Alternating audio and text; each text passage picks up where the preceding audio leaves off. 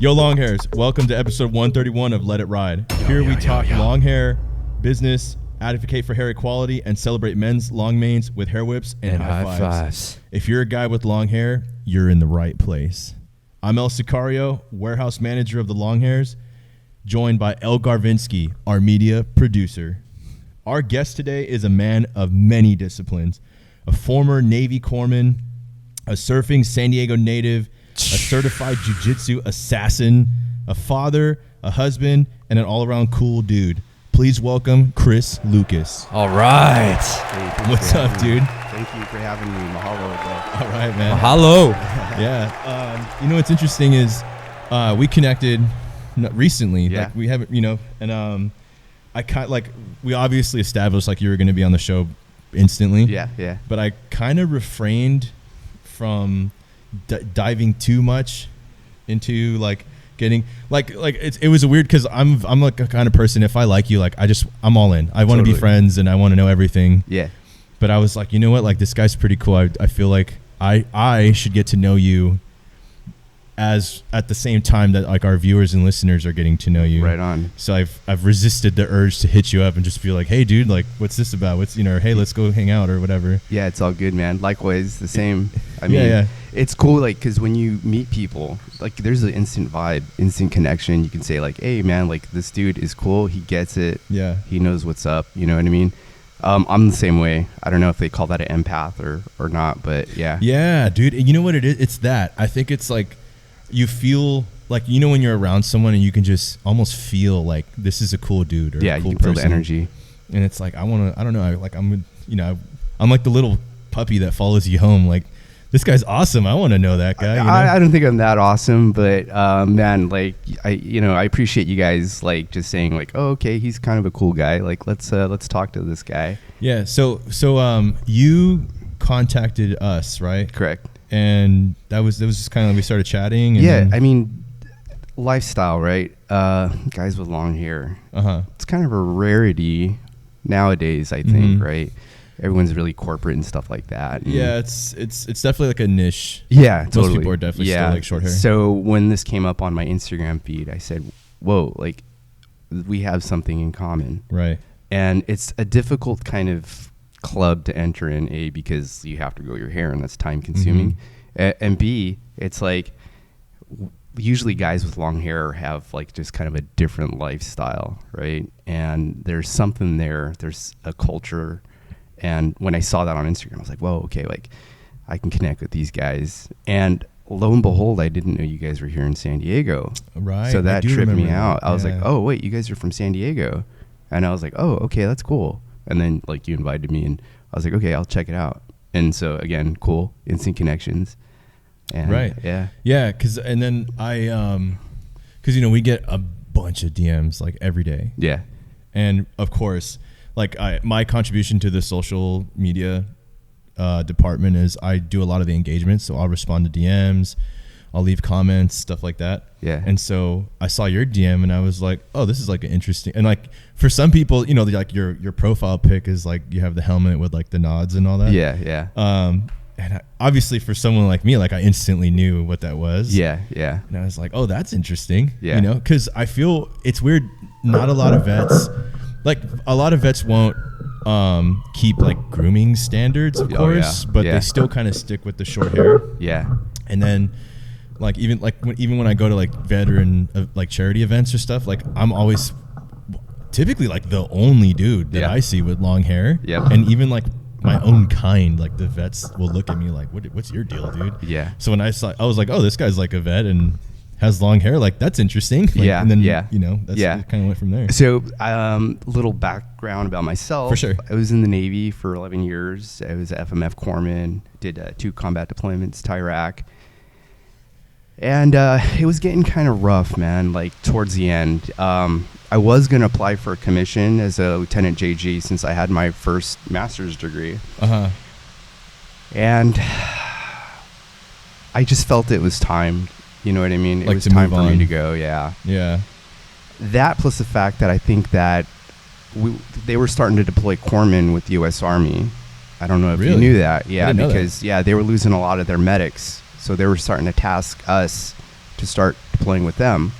And as you know, like, typical Navy, Marine Corps deployment, about, 7-8 months, normal float. But those Army deployments hit different, 15 dude. months, yeah, bro, yikes. in country. And then you get like this 2-week R&R, but then it's like, whoa, you got to go back. It's just like, dude, that's like, okay.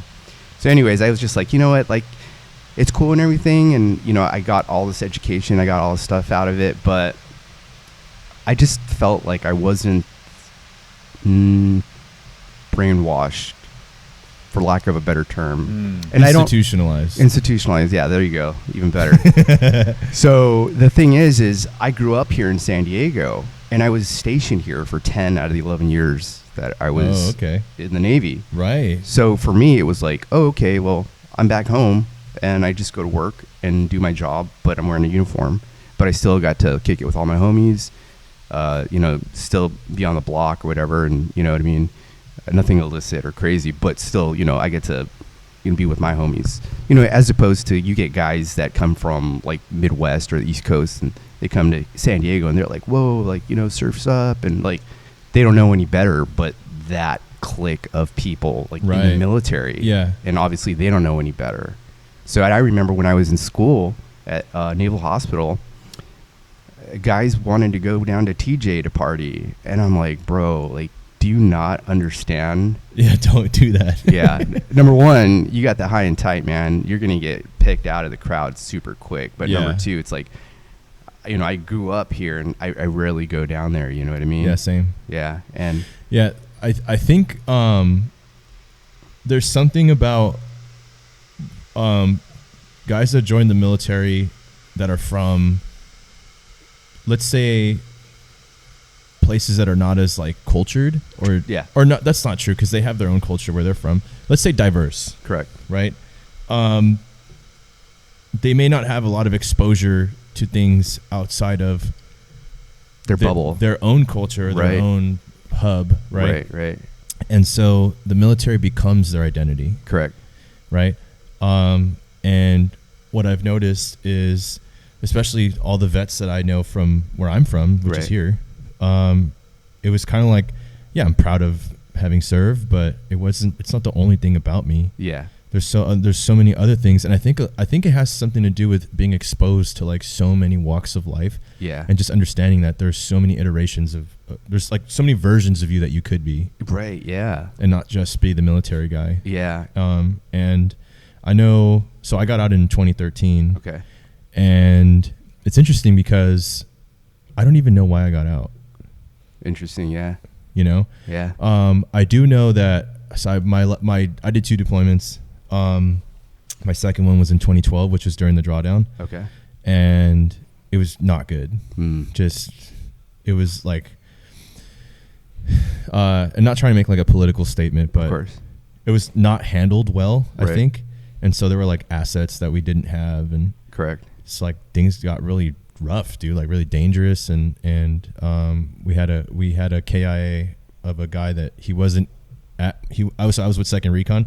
He wasn't in our unit, but he was attached to our unit as a tanker, and he passed. And that really that changed my whole mindset of the military. And it wasn't my first KIA experience, but it was just different. Like I was just different after that. Like I didn't and then I remember finding out that like that's it. There weren't any more Recon Marines going to Afghanistan. So I said like, well, where are we going? And they're like, that's we're not deploying anywhere. Really? Like, you might go on a MEU. So for those of you that don't know, a MEU is when you see the big carrier, sailing to wherever. Right. There's a lot of sailors, but there's also a lot of Marines in that giant ship, that floating, airport. Yeah. And so I didn't want to go do that. Right. To me, it's like, what am I destroying my body for? Yeah. If not to go to war? Well, I don't want to wreck myself just to pretend. Right. Yeah. And so that was kind of like, I guess, the catalyst for me getting out. But then once I got out, I was like, well, I could have done something else. Yeah. I got the MARSOC recruiting email. Yeah.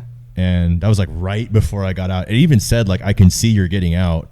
How about come talk to me instead? Really? Yeah. And I knew like, dude, if I go down there, that's it. Yeah. I'm not getting out. I'm not going home, because I was stationed in North Carolina. Yeah. And I was like, I'm not going home. If I know if I go down there, that guy's going to talk me into staying. Yeah. And I in my mind I had committed.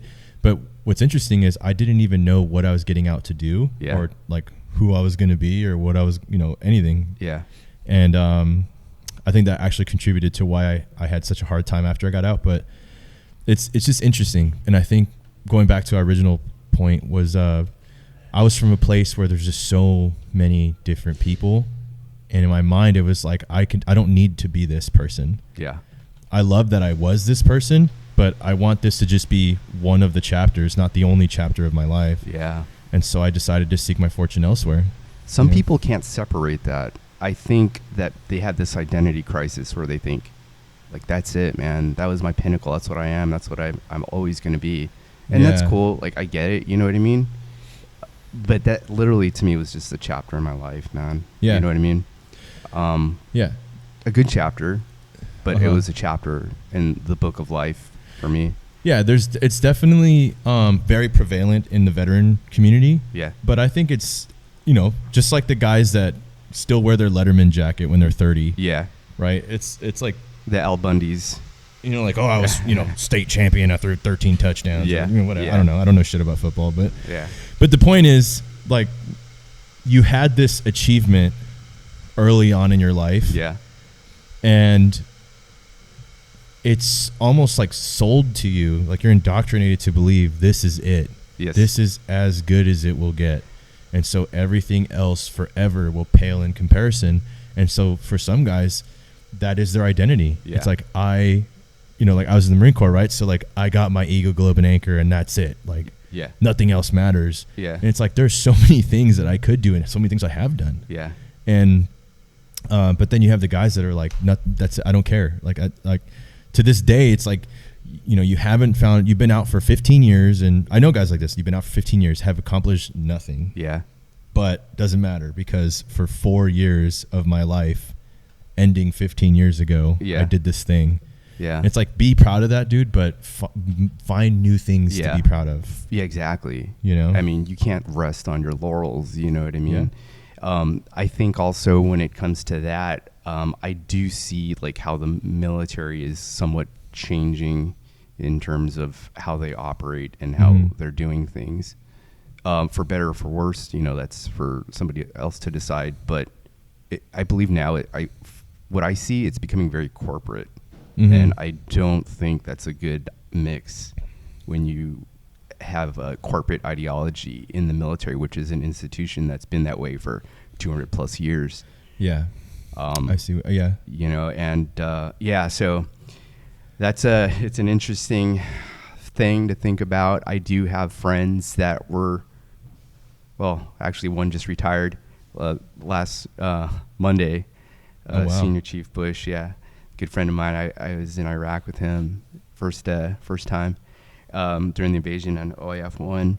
But like I'm in that, and it's crazy because like for me, I look kind of young. I kind of want to say that, but truth be told, I originally thought I was turning 47. I actually turned 46, and people like trip out because when they see me, they're like, usually if I talk to people, I'm like, oh yeah, well my son, and they always, how old is your son? Oh, he's 23. 23. Like, how old are you? I thought you were like so. I was like, nah, I didn't. I mean, I had my son when I was 21. I felt it was a good time to have a kid. But that to me is that might be just military culture. Where you have kids young.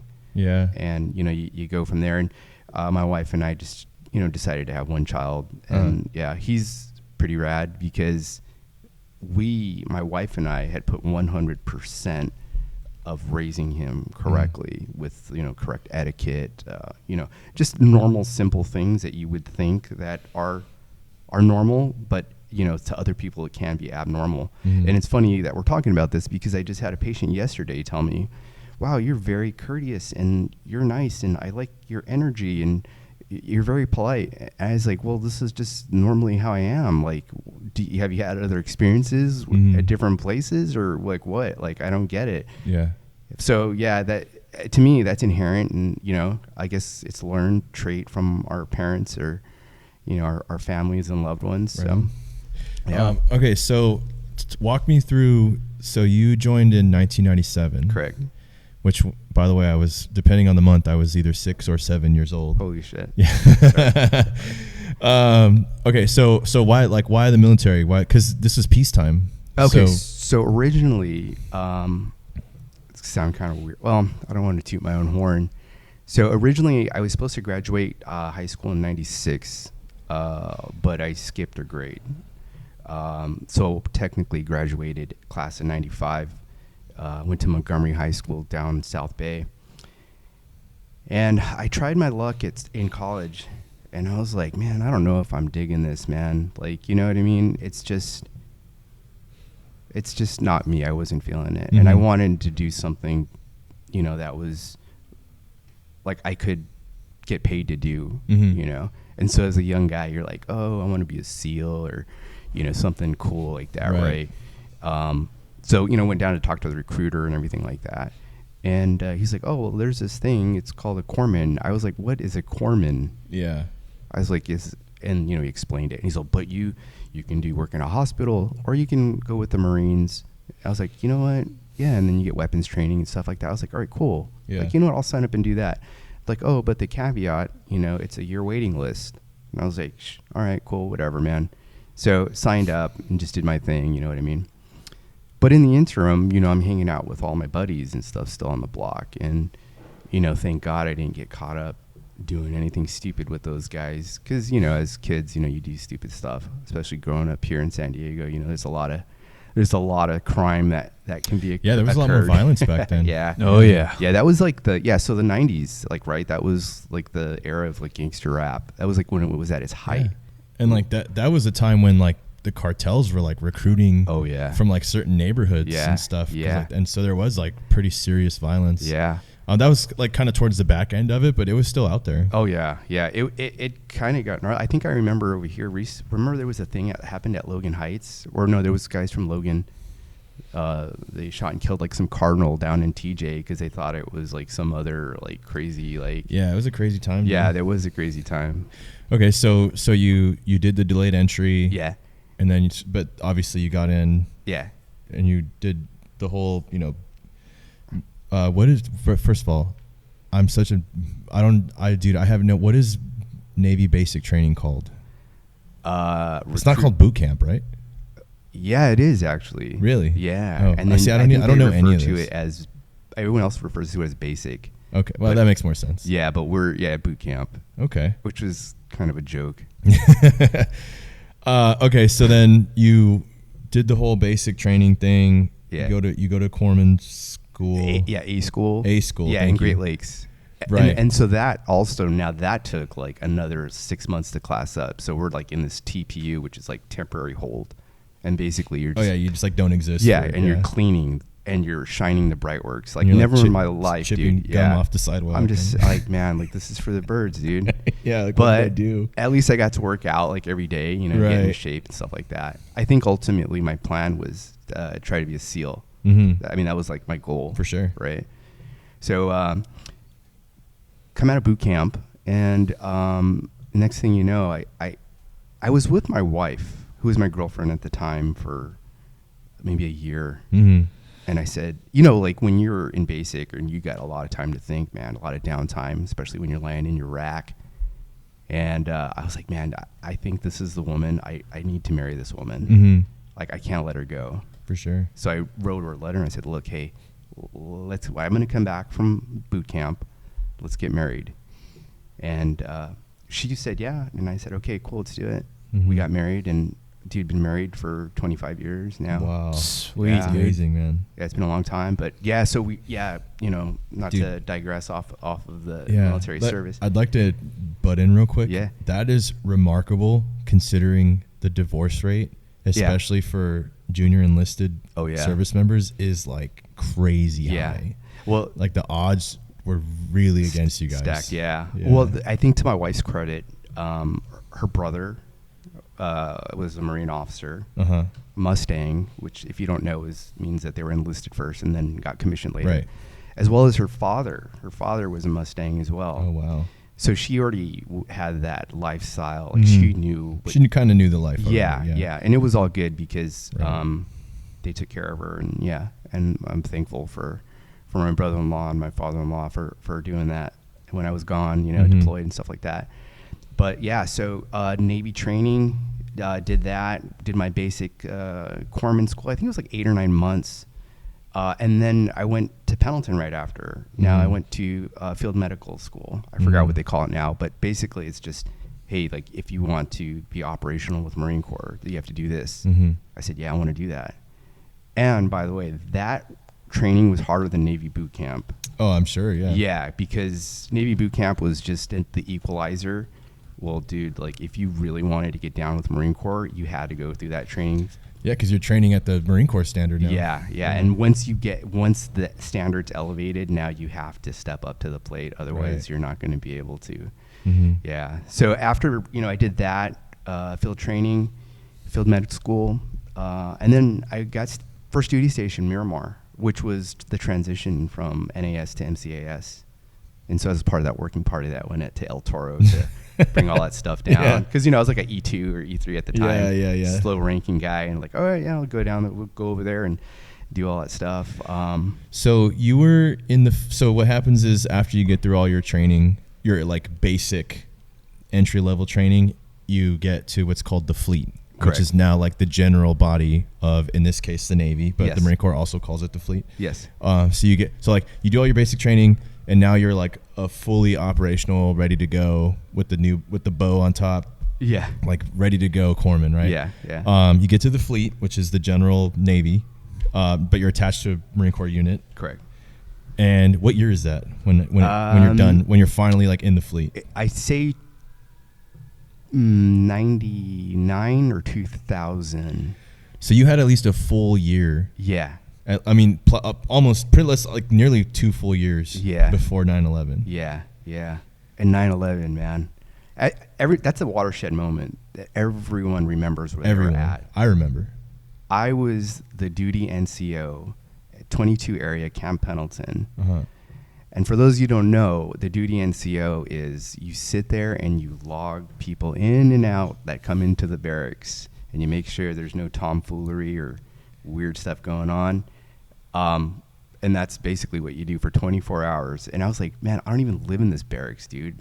Like, I have a house in Chula Vista. Like, but here I am. Right? You're there to make sure, like, nobody's setting fires. Right, and, yeah, right. Drunken battles in the courtyard. Right. And so, as I was sitting there, I don't remember, it was like 5:30, 6 in the morning, coffee, I'm doing my last entries, and CNN's on in the background in the lounge. And all of a sudden, it just starts going down. And you're like, you see it, and you're like, at first I thought, well, it looks just like a Cessna or a tiny plane. Like an accident. Like I think everyone thought that. That's like what everyone, there was like some kind of freak accident happened. Yeah, and then it just started going down.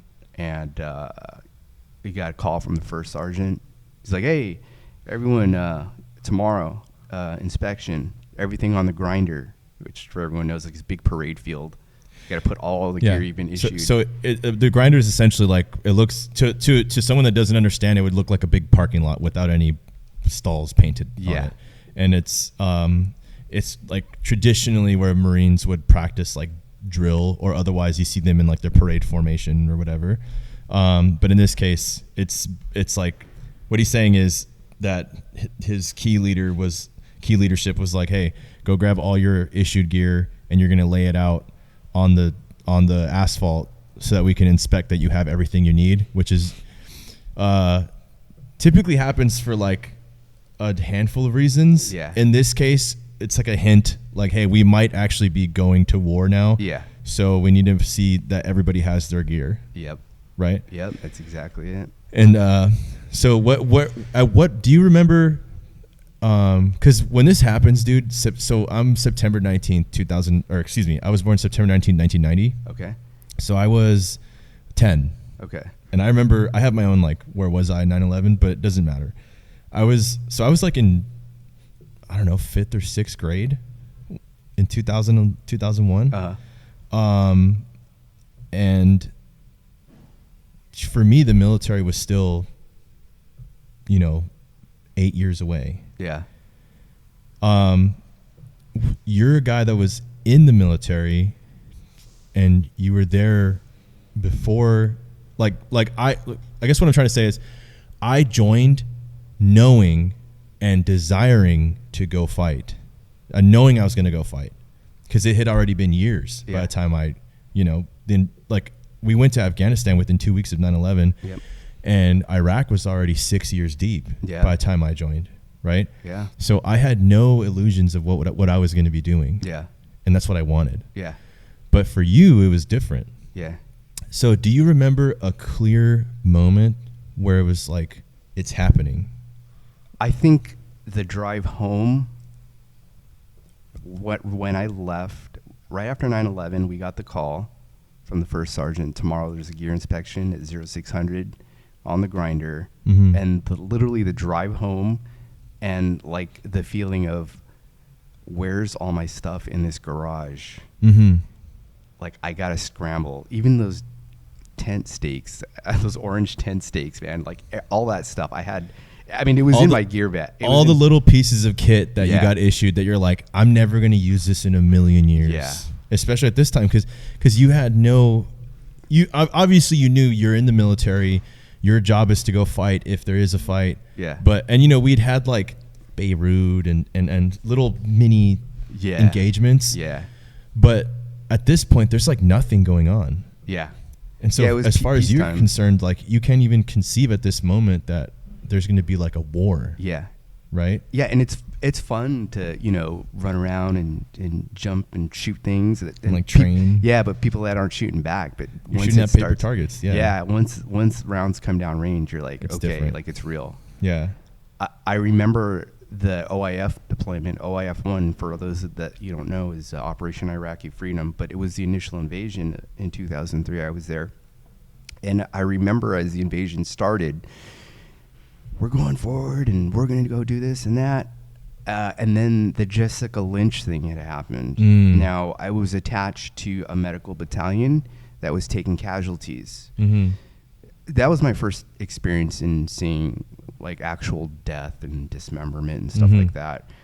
But I remember hearing the Jessica Lynch thing. Now, they got ambushed, and we had taken either one or two of those Army soldiers. And what they had done was they were telling this crazy story about how they were ambushed. They thought they were Americans because the Saddam Fedayeen, which was basically Saddam's personal bodyguards, they dressed, this is what I remember hearing that. They dressed in American uniforms, and they were telling this convoy, go down this street. And as soon as they went down that street, they got lit up.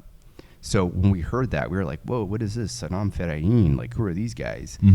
And so that was like a kind of like a thing where it was like, all right, like maybe these guys, we're not going to like steamroll these guys, like, Yeah, because what's interesting is when in OIF-1, you weren't fighting against insurgents. Yeah, it was initially. Yeah, the uniformed army. It was like the actual the Iraqi army. Yeah, yeah.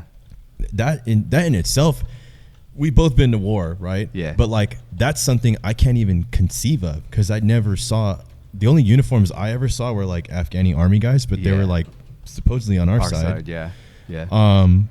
But like you were actually fighting guys in uniforms. Yeah, yeah. Which is fascinating. Yeah, it's weird now, like with especially how warfare is being conducted now, where it just seems other than.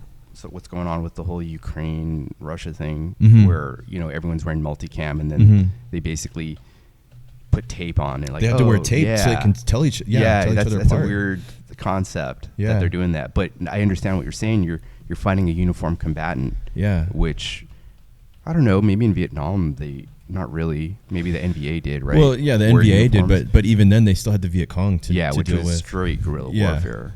But I think even a lot of them had some semblance of a uniform. Of looking, yeah. So I guess like that. I mean, that was. Now that you say that, it's an interesting concept. I never really thought about that. I mean, how many Americans? How many? Let's say American combat veterans. Like if you were to group everyone, how many American veterans have combat experience? It's like not a lot. It's actually like 1% or something like that. Yeah. But then of that 1%, how many have actually shot or been shot at by a uniform? Yeah.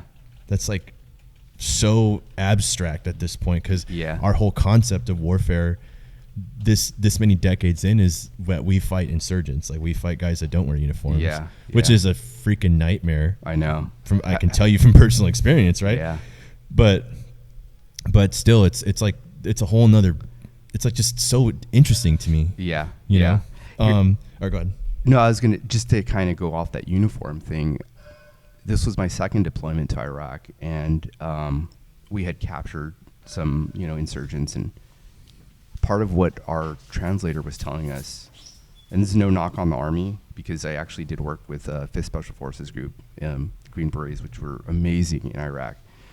But the insurgent that they had captured, our translator was saying that the insurgents knew to attack the Army because they knew that uniform.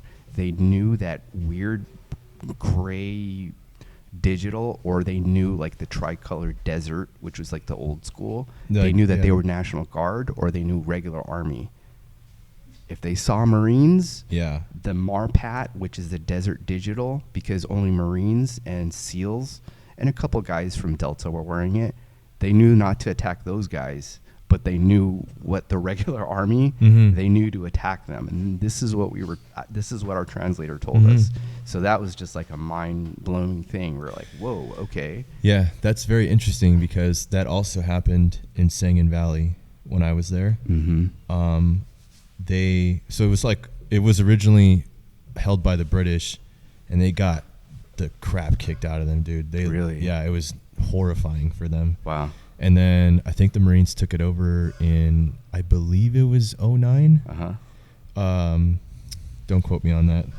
But then First Recon was there, and they had, you know what a Mitch helmet is, right? Yeah. So they had the Mitch helmets that had the rhino mount, or it had the diamond that you then put the rhino mount in for your night vision. Yeah. And the First Recon, all their guys had the little piece, but it was black. Okay.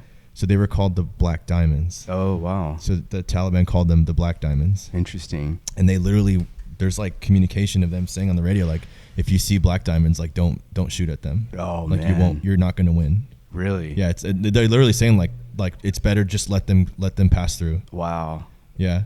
That's a testament. And for anyone that has not been to war, of course, there's no guys with AKs standing there watching you walk by and saying, like, they're saying from afar, like, just stay hidden and don't engage with them, because we never win against them. Yeah.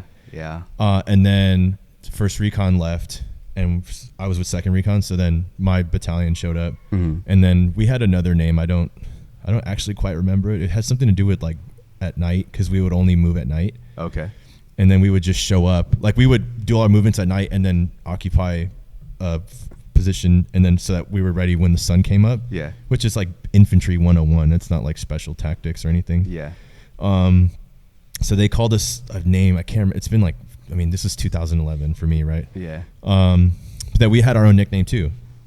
And then they would be like, oh, well, these guys, like, don't do your best to avoid them. Like, it's just interesting how, like, different countries, different cultures, different times, but still, like, stuff like that happens. Yeah. Where I think in Iraq, the Marines were called like Black Boots or something like that. Oh, really? And I don't know if it was Fallujah or like very early on, before the desert camis and all that, like the digital came out. Yeah. Like early, because you guys had like tricolors, right? Yeah, tricolor DCU. We even had a guy. He was a national or reserve guy, and he wore the old like Desert Storm chocolate chip, and because he was like a reserve guy, like nobody ever wanted to like hit him up and be like, hey man, that uniform isn't even valid anymore. Yeah, it's like not even authorized. We just let him do his thing. Like, okay, he's just a reserve guy or whatever. Yeah, wow. But so that's like some Desert Storm stuff. Yeah, Desert Storm stuff, man. And it was super. And he didn't even have name tapes or anything. He was just like, I'm just going to go to the surplus store and buy this chocolate chip uniform and just rock that. But yeah, we were wearing the tricolor DCU back then. Like during the initial invasion. Yeah, which was weird too, because, well, I don't know. This, you know how Marine Corps is like kind of slow to change. Yeah. Our flak jackets were all woodland, and And you could tell because you had to wear a mop suit because right when the invasion hit, and if you're not aware, a mop suit is basically a nuclear biological suit that was issued to us because we thought Saddam was going to use chemical weapons. But anyways. Yeah, well, actually, to be more clear, it's like a jumpsuit that you get into, and then you put your gas mask on. Oops, sorry. It has a hood that goes over your head, and then it cinches over your gas mask. And so in theory, right, it's supposed to protect you from like a chemical attack or a biological bomb or whatever. But I don't know if it's ever actually been tested. Who knows, man? They say it works, so hey, dude. And I know, right?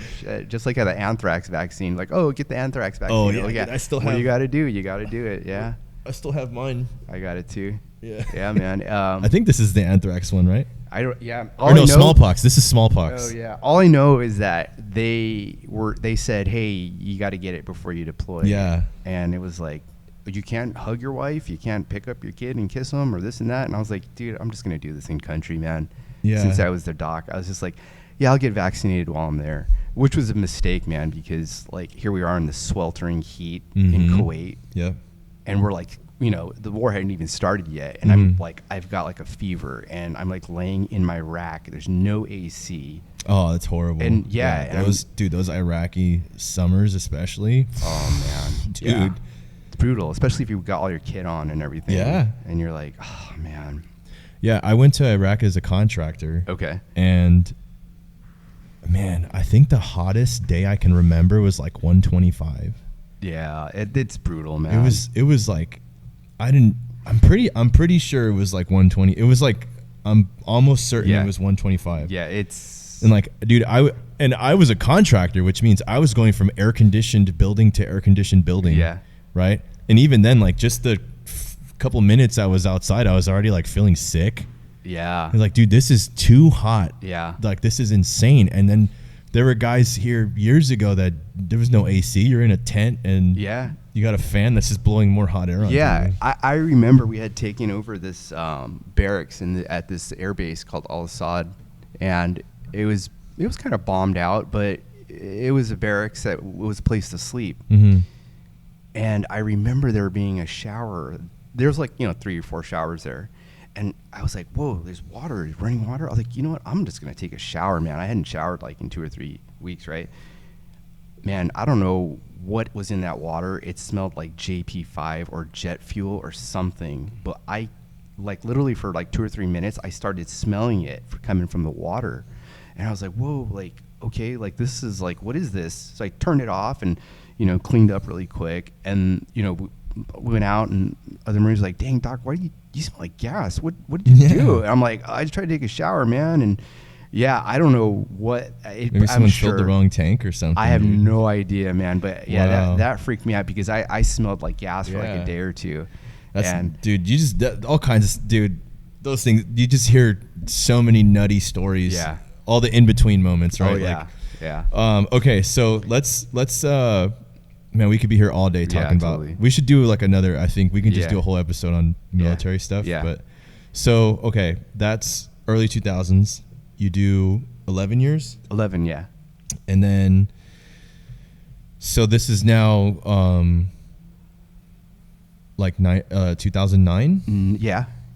And then you get out, and then what?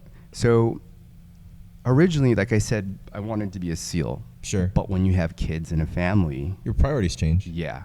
So that changed for me. So being in medicine, I said, well, I can go to these other specialty schools if I decide to get out. Again, I'm thinking of the future. I'm like, hey, what am I going to do if I do get out? At least I have something to fall back on. So luckily for me, I was able to get into the radiology program that the Navy had offered. Mm-hmm. So I did that for 1.5 years and got my license and credentials and my undergraduate degree. And so I was moonlighting. So basically I was still active duty, but I was working at the civilian hospitals in the area.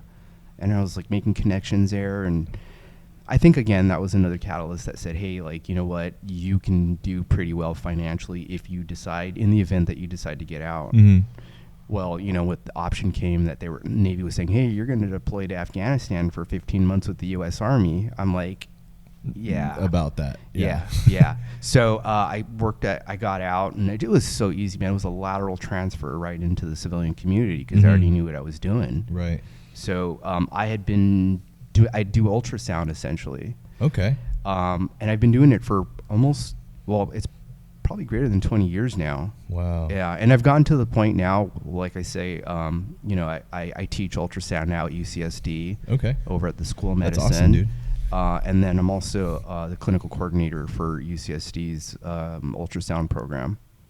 That's really awesome. Yeah, so like this trajectory of like from here to there, it was really like circuitous, where like it wasn't direct path, and it's just one of those things where things line up in life, and things are like, okay, that door didn't open, but this one opened, and I'll just go that way. And my dad he's always says, I just land on my feet all the time. And like, I don't know if like I have that blessing that, he has, where like everything like in my way just goes my way. Mm-hmm. But yeah, it's an interesting thing. I don't know if they call it kismet or something with the universe listening to what your needs are. And it's like, okay, well, maybe we can do this. If that door doesn't open, then this one will open, and then you can do that. Yeah, and I have an interesting take. Or not interesting. It's not up to me to decide if it's interesting, but my take on, like, I don't think the universe listens to us. Mm-hmm. I think the universe is a constant, mm-hmm. and we're just a little speck. Oh, yeah. Right? Yeah. And I think that of course, this is easy for us to say because we're not in the Congo, like mining for cobalt, right? Yeah. But we are fortunate enough to be in a place where we do have opportunities. Oh, yeah. But I think there's that saying, luck is when preparation meets opportunity. Yeah. But the key there is preparation. Yeah. And, you didn't just rely on the fact that you had achievement already. I was a corpsman, FMF corpsman, combat veteran. Like you also continued to better yourself, right? Educate yourself, develop more skills, and you literally manifested a new opportunity out of thin air. Yeah. I mean, like that didn't happen to you by accident. Yeah.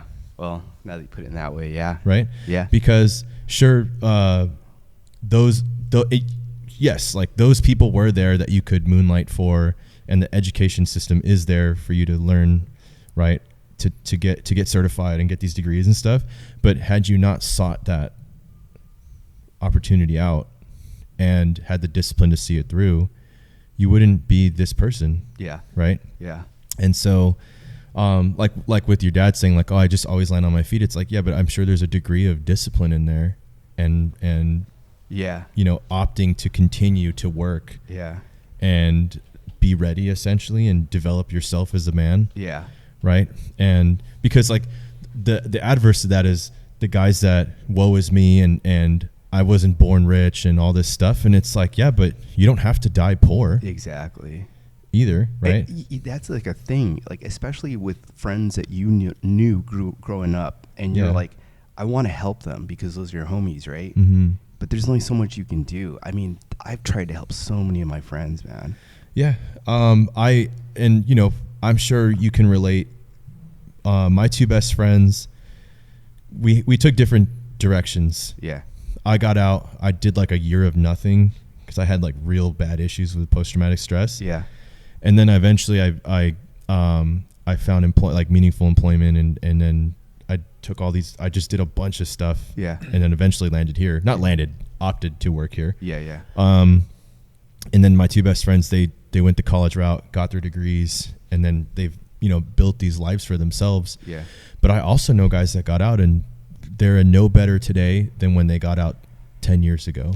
Yeah, that's really sad. I mean, that bums me out because it's like, as a human, like, you inherently want to help people. Mm-hmm. Like, if maybe not everyone's like that, but I want to say the majority of humanity. I would say that's the norm. We're pack animals. We're tribal creatures. Yeah. And so I think that it's in our DNA, the average person, it's in their DNA to at least moderately want to assist, help and be people. part of a cohesive unit. Yeah, it's true. I mean, again, just to kind of go back to that, where you have friends that you try to help. I do have a friend that recently kind of came back into my life that literally during the COVID time had a heart transplant. Mm-hmm. This guy's was knocking on death's door. And if you remember during the COVID times, you could not go into a hospital unless you were absolutely sick or had COVID. Mm-hmm. I have a story about that. Please continue. So the only person that was able to see this guy was me, because I worked in the hospital. And I would talk to this guy every day. And I would say, hey, JP, you should come and train jiu-jitsu, man. It'll change your life. Like, it changed my life. It helped me out. And he had always expressed interest in doing it. I was like, hey, like, it's cool, man. Like, I'll help you through it. I'll guide you through it. And he's like, okay, you know what? I'll do it as soon as I can get better. Well, you know, the doctors had kind of given him this spiel, like, oh, you may be able to do it, like, in a couple of years. You know, make sure you're... Like, who are you comparing me to? Yeah. Yeah. So this guy, he kicks ass, man. Really? Like, I remember, like, 3 or 4 months after he got his heart transplant, I was like, hey, let's go paddle out, man. So we drove up to Cardiff, surfed a little bit over there. He was a little winded, so I could kind of tell, like, oh, okay, it's cool, man. Well, let's go to Pizza Port in Del Mar, get a beer, and just, you know, how you feeling and stuff. And then he felt good. And so just as testament to this guy, you know, being post-transplant heart surgery, and you're like, okay, this guy's like already out there getting it again. You know, he's surfing. He's doing it. Now he's going to take it to the next level. So then the guy starts training jiu-jitsu with me. And this guy is there like every day. He's so dedicated to it. And jiu-jitsu is a pretty physical sport. You know, you got to have a lot of cardio stamina to do it. But this guy, he went after it, man. And just 2 weeks ago, got his blue belt. Wow. And so, yeah, that's usually about a 1 to maybe 2 year timeline to get that. But the guy was so dedicated to it. Everyone saw it. And then again, this kind of goes to what you're saying about how we're a tribe. We're pack animals, for lack of a better term. Everyone at my gym, which is Gracie South Bay, National City, no plug. Everyone at my gym was helping this guy. For sure. Because everyone wanted to see him succeed. And I think in life, when you surround yourself with people that want to see you succeed, you're going to succeed too. And there's that old saying, you surround yourself with 5 losers, I'll show you who the 6 is. Yeah. Well, the same can be applied to the winning faction. You have people that want to see you succeed, then we're going to help you succeed. Yeah. And that's kind of what happened with my friend. And he's doing well, man. That's awesome, dude. Yeah. That's really awesome. Yeah. And I feel like that I can relate to that because you know, and I know you can relate to what I'm about to say, in that when you're in the military, everyone is your brother. Yes. Your unit, like, these are guys that you'll literally die for. Exactly. And you know they'll die for you. Yeah. And that's the most, short of like perhaps your child. Yeah. Or your spouse or maybe your parent. There's not a bond that's stronger than that. Correct. That's an absolutely true statement. And then you get out and it's gone. Yeah. Right? Not literally like those guys disappear, but effectively some of them, yeah. Yeah. There's guys I never spoke to again. Yeah. After the day I got out. But you're out, and when you were in the mill, you were somebody. Yeah. You had a grade or a rank. Yeah. A billet. Maybe, you know, I was at a recon battalion. You know, you could be a team leader, sniper. You have a specialty, radio operator. Yeah. Whatever. And then you get out and you're just nobody. Yeah. Or the perception is that purpose is gone. And those guys that were so invested in your success are not there anymore. And I think that a lot of guys struggle with that. I definitely did. And I think for our viewers that are not veterans, a lot of them can relate because they never had that bond. Yeah. They've never had it before. Yeah. And I'm not worried about the guy that has one friend. I'm worried about the guy that has no friends. Yeah. you know? Yeah. And I don't believe in pity, but let's just say I empathize with the guys that are lost. Yeah. And we get those guys that like in our community with the Longhairs. Yeah. And every time I see it, I'm so thankful, dude. Yeah. And they're so invested in us, and they finally found a pack. Yeah. Exactly. And it's like, dude, yes. It's a beautiful thing. You're with us now. It is a beautiful thing, man. It's beautiful, dude. Yeah. It's so beautiful to belong. And I don't believe in this like Sigma male lone wolf. I think lone wolf is one of the biggest fucking lies I've ever heard in my life. Mm-hmm. No one's a lone wolf. Mm-hmm. Do you think a lone wolf wants to be a lone wolf? No, probably not. In the wild, a lone wolf lost their pack. Yeah. And there's a reason, right? Maybe. There could be a number of reasons. You don't want to be the lone wolf. Yeah. That doesn't mean you're the most badass. For some people, they're alone because no one can fucking stand them. Do you want to be that guy? Yeah. No, I don't, but I know what you're Or saying. they're alone because they lost everyone. Yeah. It's not always a good reason. Yeah. And people say, oh, well, you know, I'm kind of a loner, but then I open your text messages and you have like 7 conversations going. Yeah. You're not a loner. Yeah. And you should not idolize loners. Yeah. Yeah. Not to say that they're instantly bad people, but we're tribal creatures. Yeah. You'll find anything to belong to. Oh, yeah. It could be my favorite video game is Fortnite. Uh-huh. I hope you have better hobbies than that, but that's your tribe. Yeah. You're a Fortnite guy. Yeah. Yeah. Jiu-Jitsu. Oh, yeah. I am obsessed with Formula One. Okay. Racing. Yeah. Obsessed. Like I have a sickness, and I'll talk about F1 for 7 straight hours. That's dope. And if I see, like the other day, this is actually not the other day, it was a little while ago, but I was driving home from visiting a friend up in Central California. Okay. And I stopped at that rest stop right by Las Pulgas. Yeah. And you know what I'm talking about. Yeah. And there was a dude that had the Red Bull F1 hat, of the Sergio Perez hat. Yeah. And that's my favorite driver. Okay. Instantly. I don't know. I didn't even ask his name. Never saw him again. But I was like, but it was a Saturday, which means that's when they qualify for the race. Yeah. And Perez had qualified first. It's called pole, right? He qualified pole. And I saw this dude with the Checo hat. His nickname's Checo Perez. Okay. And I was like, dude, did you watch that quali? And he looked at me. I didn't say, hey, what's your name? My name's Jose. I live here and I'm about this and this is my life story. I just said, hey, dude, did you watch quali? And he looked at me. He went, fucking awesome, man. Yeah. Like that. He just instantly, and we had kinship. Yeah. And that's how easy it is to find a friend. Yeah. Right? That's rad. I never saw that guy again. So of course we didn't become friends. But the point is, in that moment, we shared that companionship for 30 seconds. Yeah. That's how easy it is to relate to someone, right? Yeah. And so, so I don't like when people say like I don't need friends or I'm just a loner, and it's like, yeah, but how much have you tried, dude? Yeah. You know, maybe you just haven't found the thing yet, but you should not be alone. Yeah, definitely. Right. And like our species literally cannot survive if we have nothing but loners. Yeah.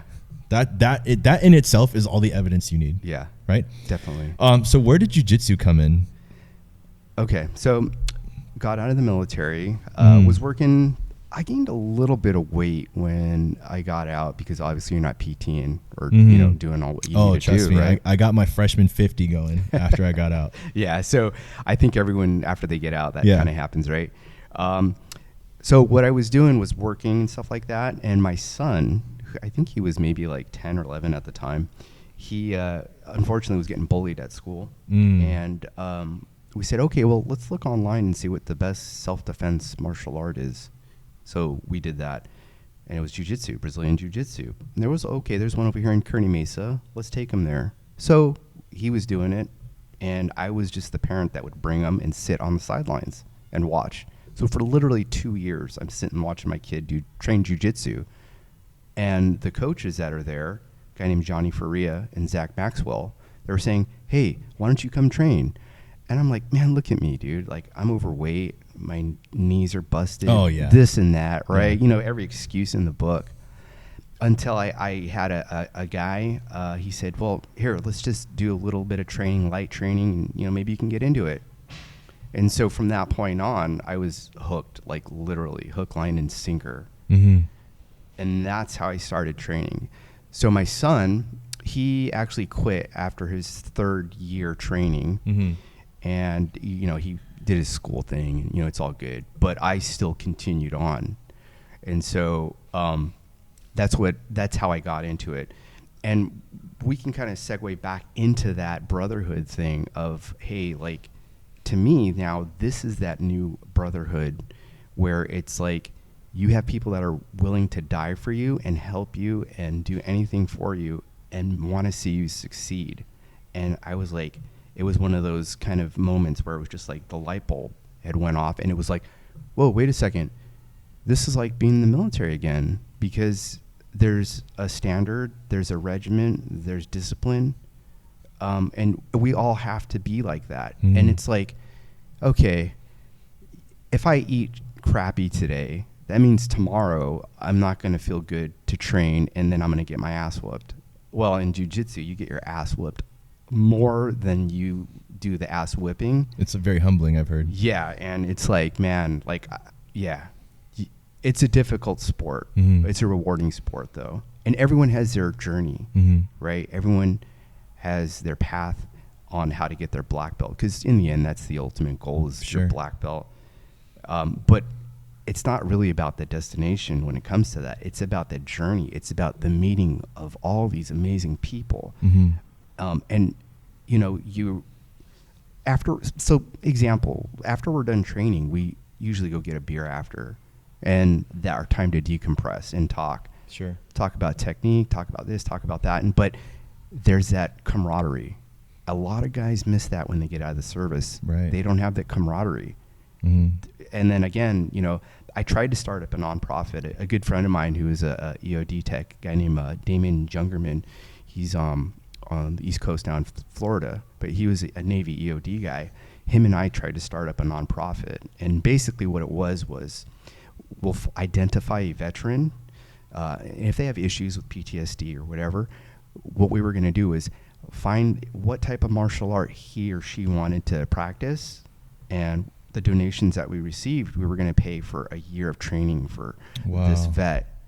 And that way that vet could still see, hey, like, okay, we still have this camaraderie. Right. Like, I found it. Like, these guys care about me. Mm-hmm. These guys want to talk to me.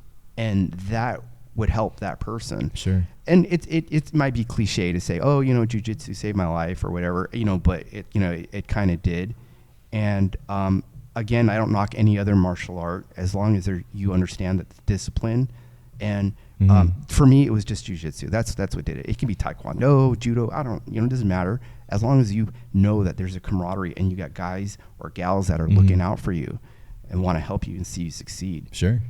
Yeah. That's awesome, dude. Yeah, man. I've always wanted to try, like, take a few classes as in like I'll be good after like 2 classes. Yeah. Of course not, right? Yeah.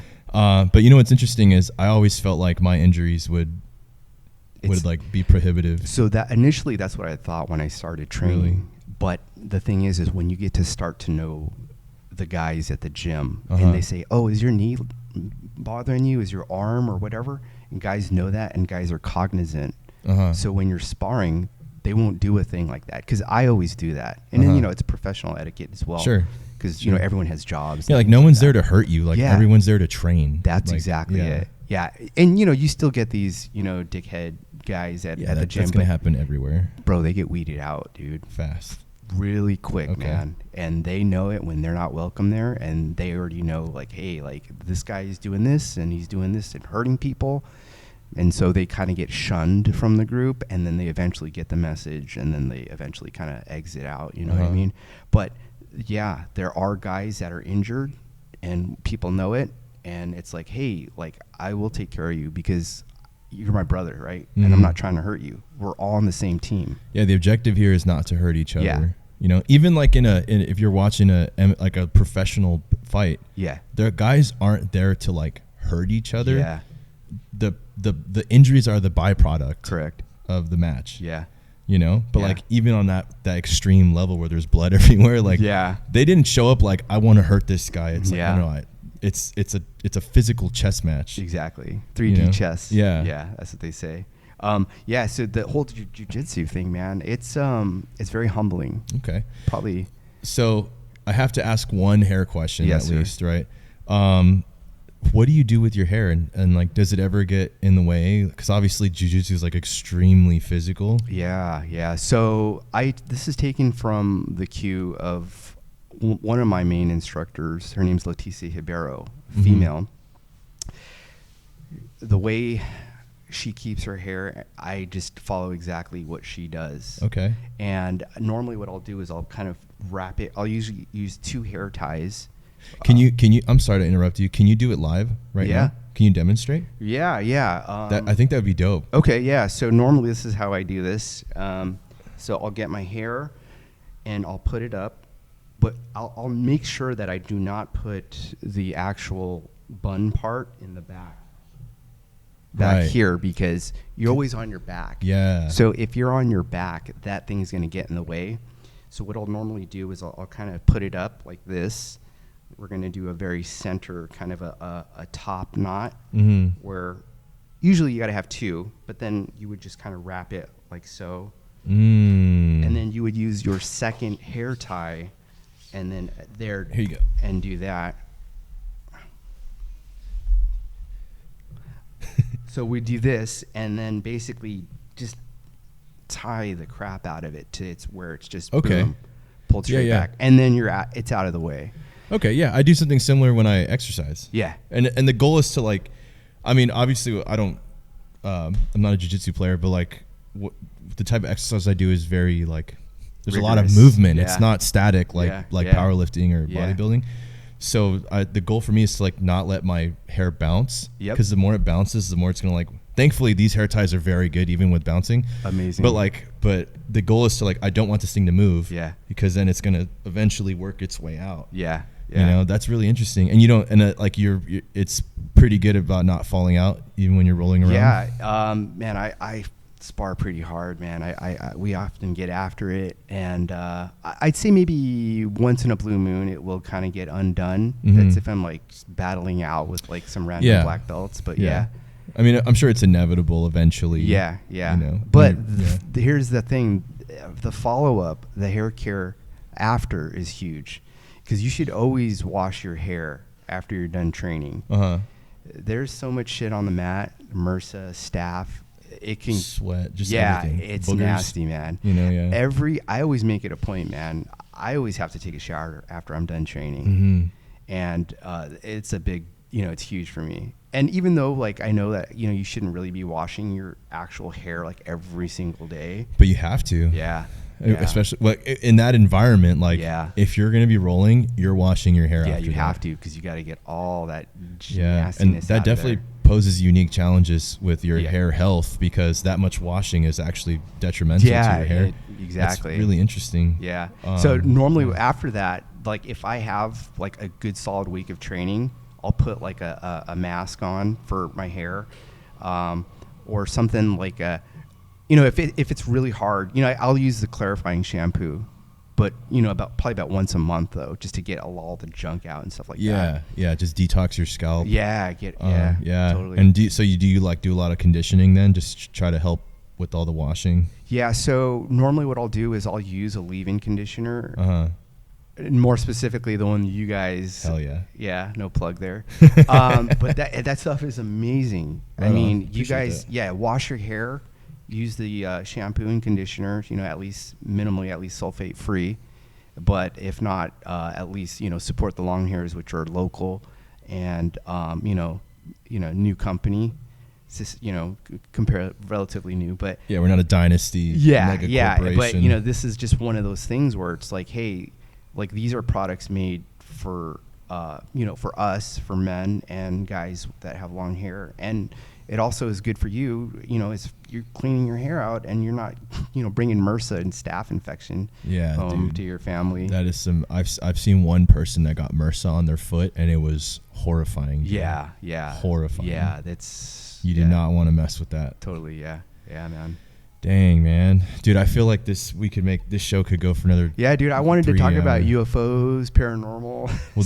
We'll have to do that on the next one, dude. Yeah. But damn, dude, you've lived many lives, I feel like. I mean, there's the sailor, the corn. I feel like, my grandpa was a sailor, right? So, of course, I'm a Marine, so I'm always gonna, have a little jab. Yeah, but to me, obviously, as a Marine, like corpsmen are special human beings, So I don't say sailor, I say corpsman. Yeah. To me, it's like it's not the same thing. Yeah. So you were a corpsman, you've been a scholar, now you're a healthcare provider, and you're a family man, you're a jiu-jitsu player. Like, there's a lot in there, dude. Now that in retrospect, I think about it. Well, so there's a guy named Jason Wilson. Okay. God, I know his last name's Wilson. I hope I don't butcher that. But he has this thing about like comprehensive manhood. Yeah. And part of that is not to like boast your accomplishments, but to embrace them. Okay. You have to love yourself first, right? You can't love someone more than you love yourself. Yeah. You can love them as much as you love yourself.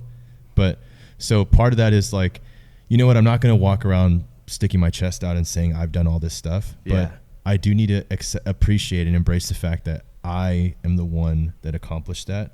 That's what I'm capable of. Now, let me show you what I'm going to do next. Yeah. It's like you did those things, man. And as men, we're kind of taught to be like humble or hopefully. Yeah. And so a lot of times guys will like deflect compliments, but it's like, no, like you need to own that, dude. You did all those things. Yeah. And you know what, man? A lot of those things were choices. Yeah. And you made the choice to be this person. Yeah. And so you should definitely be proud of all those things, man. Well, I appreciate it, man. There are guys that, dude, their whole life will go by, and on their deathbed, it'll be nothing but regret. Yeah. You know what I'm saying? Yeah, totally. And so I always tell, like, especially my friends, I'll give them compliments. Like my best friend like about a year ago, he made a huge achievement. Yeah. And I just send him all kinds. He lives abroad now, so I couldn't just like say this in person. Yeah. And I paid him all these compliments, and then he was just like, "Oh, thanks, man." Like, and I was like, "No. You're my best friend, bro. Like, I know you. Yeah. What you're about to deflect everything I'm saying." And I said, "You need to own this shit. Yeah. You did this. Yeah. Right? And don't deflect it. It's important, dude. Yeah. You got to be proud of that shit. Yeah. You know what I'm saying? Yeah. So, dude, you've had you've had many lives, and you have many to come. Appreciate it. Yeah. So, and I hope we do this again, dude. Yeah, dude. I think we will. I think I'm gonna have to hit you up. I think I finally need to. Yeah. Go get humble. I mean, hopefully I'm already humble, but I think I need to be like the boot again and get the shit kicked out of me on the mat. Yeah. Right on, man. Yeah, well, thanks for stopping by, dude. This is awesome. Yeah, thank you for having me, man. Yeah, for sure. And I'm glad you like the products. Yeah, and dude, totally. and I think we're gonna have to have you on again, dude. There's just too much to unpack. Yeah. And I'd come back anytime.